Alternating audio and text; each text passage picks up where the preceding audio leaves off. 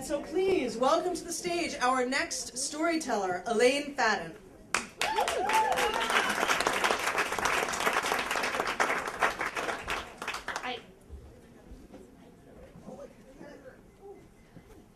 Well, Peter and Judy have been married about 25 years.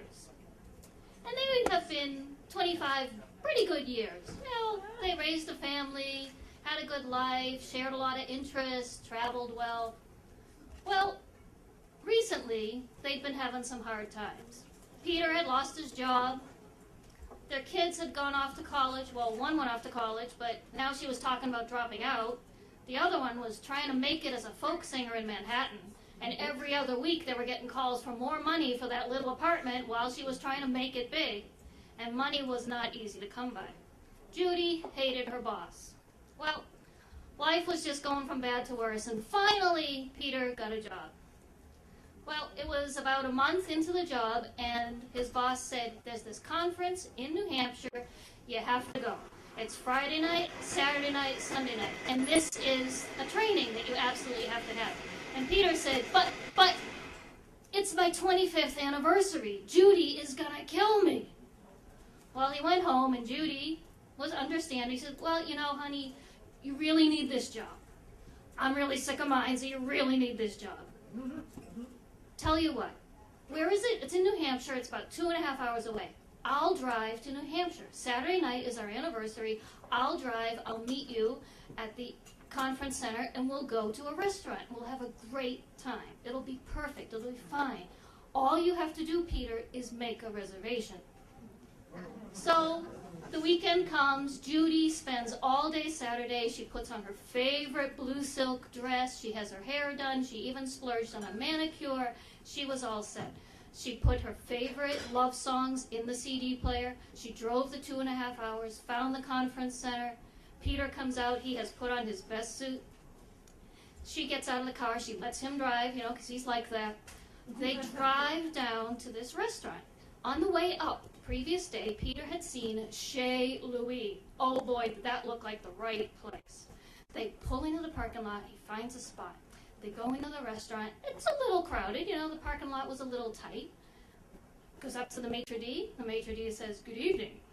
Do you have a reservation? And Peter says, oops, no. The maitre d' looks over his glasses and says, sorry, sir. If you want to come back at 10, we might be able to squeeze you in.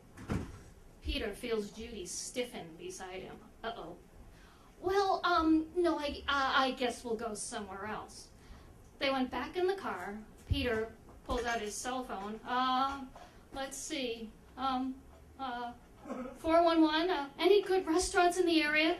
Well, that didn't really work very well. Tell you what, honey, we'll drive around. I'm sure we'll find something. Well, they drive around for about half an hour. They try a little tavern. It looked like it might be one of those places that once you got inside, it would be really nice, but no, when they got inside, it really was just Budweiser. That was it. They went to another little nice place. They walked in. It's barbecue night! Judy's like, blue silk. No, honey, we're not going to barbecue night. They drive, and Judy's getting more and more quiet, and she starts crying. Finally, Peter says, honey, we'll just have a dinner. It doesn't matter where. He pulls into a Denny's. He opens the door. She doesn't move. He gets back in the car. She starts crying, Peter, there was one thing I asked you to do was make a reservation, and you couldn't even do that. I'm just going home. Take me back to my car right now. Uh-oh. Okay. Silence descends upon the car. He drives her back up to the conference center. She gets out of the car. She has not said a word. She carefully closes the door. He really, really wishes she would slam the door. That would be really much better than this silence. This is not good. She drives away. Now he feels like such a heel. This year had been horrible. This job, it's okay, but it's really not what he wants. And why is he at this training? He doesn't even like these people. He makes it through Sunday. He has to drive home.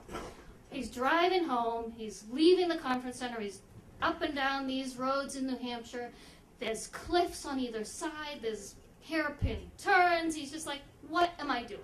I am such a jerk. I just don't deserve to live. I don't know why Judy wants to put up with me. I should just end it all right now. There's a curve coming up. He's like, I bet I could just bash right into that wall.